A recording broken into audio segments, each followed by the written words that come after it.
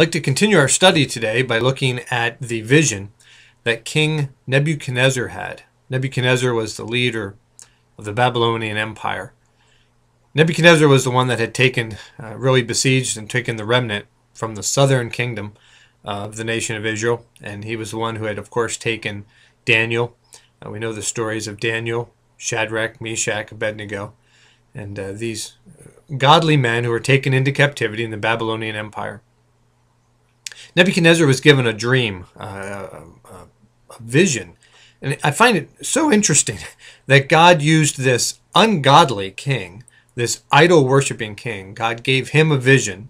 Of course, he had Daniel there to interpret. But Nebuchadnezzar had this dream. It troubled him. It concerned him, so much so that the next morning, and we find all this in Daniel chapter 2, the next morning when he awoke, he was so troubled by the dream, but he had a couple problems. One, he didn't understand the dream. But now, more importantly for him, he couldn't even remember the dream. He knew that it troubled him. He knew that it was very just disconcerting. It was heavily on his mind, but he couldn't even remember the dream. So he brought in his wise men, his sorcerers, and all the different men of magic and so forth. He brought them in to have them not only tell him what the dream meant, but to remind him of what the dream was. And of course, his wise men just had no idea. They didn't know where to begin. They begged the king to at least give them some idea of what the dream was about so they could interpret it. They had no idea. Nebuchadnezzar was so upset he was going to literally kill all of his wise men, all of his magicians, all the men in the kingdom there that were the ones that he turned to in times of trouble like this. And Daniel found out about this. Daniel had not been elevated to any type of authority yet, but Daniel found out about this. And Daniel went to the king and said, "King, if you allow me, the God of heaven will reveal this dream to me and the interpretation thereof. Let me pray about it." And Nebuchadnezzar had no other alternative, and so Nebuchadnezzar allowed Daniel to take the time to pray. Daniel prayed to the God of heaven and knew this was a great opportunity to show and glorify God. Listen, God answers prayers when the answer of the prayer glorifies Him. That's the key ingredient to answer prayer. Daniel knew that by getting what the dream was and the answer to the dream, God would be magnified in the greatest empire on earth, because only God could do it. They were out of all other options. So Daniel prayed, and God gave him the dream and the interpretation of the dream. But the dream that Nebuchadnezzar and then later Daniel were given by God is so important for us today to understand the times from Daniel until future events. And so let's, Daniel chapter 2, starting in verse number 31, we have Daniel returning and giving the interpretation of the dream to King Nebuchadnezzar. And so Daniel chapter 2, 31, "Thou, O king, sawest, and behold, a great image. This great image, whose brightness was excellent, stood before thee, and the form thereof was terrible.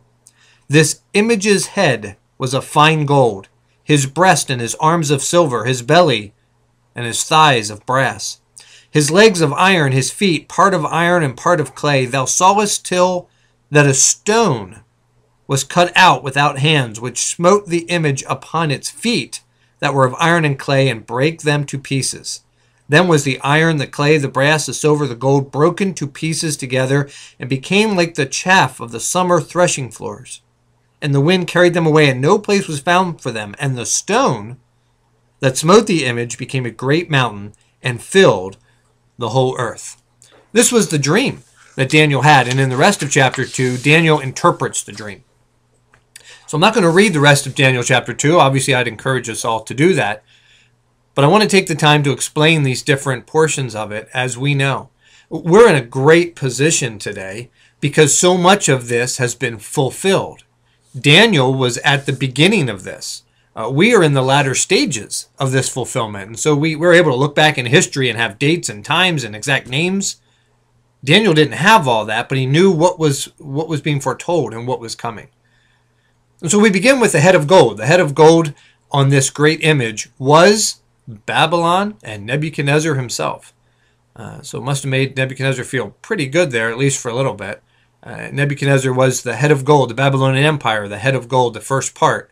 And so as God began to unfold the future events, he started with the head, the gold, the Babylonian Empire. It led down to the silver. The silver was the chest and the arms.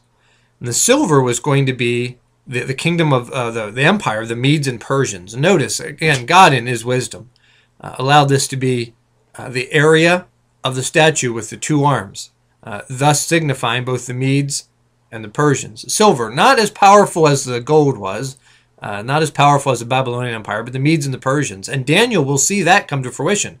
Remember the handwriting on the wall. And that very night, the Medes and the Persians come in and take over the Babylonian Empire and destroy it from within. So the Babylonian Empire, the silver part of the statue. The next is that there's the brass. That's the belly and the thighs. The brass is the Greek Empire. So that's to come. Daniel was not able to see that in his lifetime, but he knew that another empire would come after the Medes and the Persians, the Greek Empire. It come down to the legs. The legs were of iron. The legs were the Roman Empire. Again, interesting that God used the legs to signify it, because for much of the Roman Empire's existence, it was divided between the eastern section and the western section. It was not as unified as some of the earlier empires. I mean, the Babylonian Empire was very tight, very strong. The Roman Empire allowed a little more self-control in different areas. And so the Roman Empire, not as strong militarily, or not as strong unified at least, as some of the earlier empires, but the legs of iron nonetheless. And then last of all, the last part are the feet and the toes, the 10 toes, which are made of iron and clay, which signify a revised Roman Empire. Now you and I, of course, looking at this whole thing, are in a unique position. We are after the Roman Empire, and we are before the toes of iron and clay, the revised Roman Empire. How's that going to come to fruition? Well, we don't know. The European Union, right now, today in 2012, the EU, the European Union, has about 22 members. They're looking at bringing in some more members, like Croatia and other countries within the next year here. And so the European Union seems to be ever expanding in the amount. And so clearly a portion of those, a portion of what I would think today we know as the European Union, will be solidified under one rule, which of course is the Antichrist. The Antichrist will take a portion of these. How that map will be restructured, we don't know. We got plenty of time to get ready for that. But the Antichrist will take a revised Roman Empire. Iron and clay. We know it's in Europe because of the iron and clay. He'll unify that group and make his stand and set his presence. And so we're looking forward to what God has in mind. Not to be concerned over the ever expansion of the European Union. I think we understand even today with the economic crisis, countries are in turmoil. Governments are near collapse in some of those countries. And so the Antichrist, after the rapture, will have ample opportunity to be able to solidify a number of those countries. According to Scripture, 10 of those countries, at least from a biblical perspective, 10 of those countries he'll unify into the revised Roman Empire. Thus, the 10 toes of iron and clay that Nebuchadnezzar saw in the Babylonian Empire in 606 BC. God revealed his perfect plan. We're still in the midst of this. And so it's exciting to see how this unfolds in the days ahead.